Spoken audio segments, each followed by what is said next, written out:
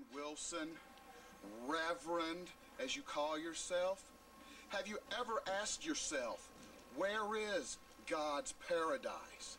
You see, for the NWA Elite, it's in the shadow of the sword, or in this case, the shadow of a 14-foot-high steel cage in a match known as War Games, the Match Beyond. A match built for two teams to battle until one team can go no more, and that team quits. It gives up. It doesn't want any more.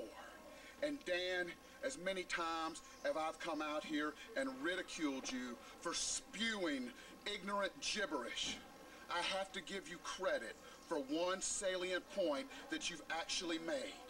And that's that the Devil's Rejects truly are a team, a family that lives together, eats together, breathes, sleeps, everything together, a unit.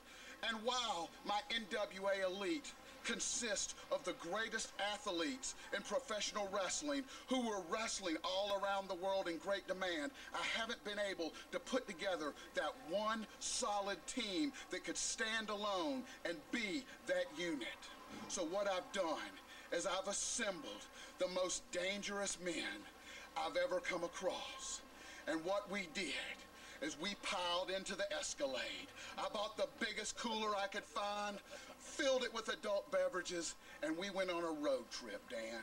First, we went to some Civil War battlefields, grassy fields where young men bled and sweat and gave up their lives for a cause greater than their own individual reason for being.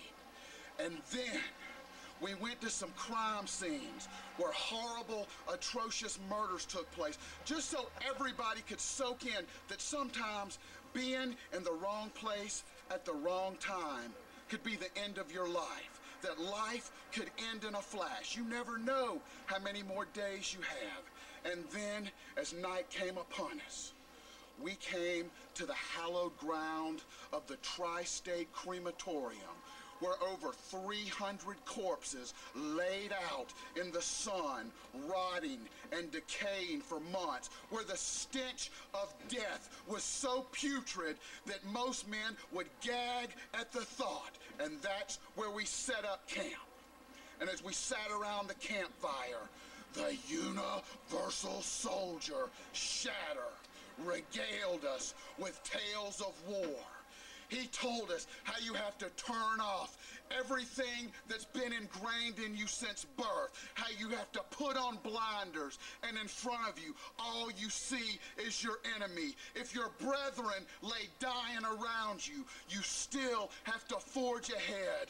And whether it be man, woman, or child, if they're in front of you, they must go down. They are your enemy.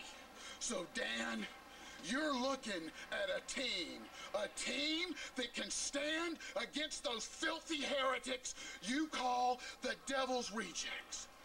So when the NWA Elite team rolls in to the Georgia Mountain Center, hostile environment, 2K7, War Games, the Match Beyond, we're coming with one purpose. And that purpose is to rid NWA Anarchy of every single one of you. Shatter, you know what you have to do. Iceberg is your target. You've already pinned him. Corey, nobody knows Azrael better than you, and you are gonna take care of him. The feature presentation, Jeff Lewis. Yes, it's true. He was born with a silver spoon in his mouth. But Jeff, I want you to flash back to the days of lacrosse when you were kicked off the team for knocking out 3 boys' teeth with your stick just because you felt like it. And Sean Tempers is your target. And by God, I don't have to tell you what Abomination is gonna do, because every time he's gotten his hands on Dominus, he's beat him into oblivion. Dan, Rejects, all of you. Hostile environment. End of days. End of days. End of days for the devil's rejects. Devil's rejects. End of days, boy.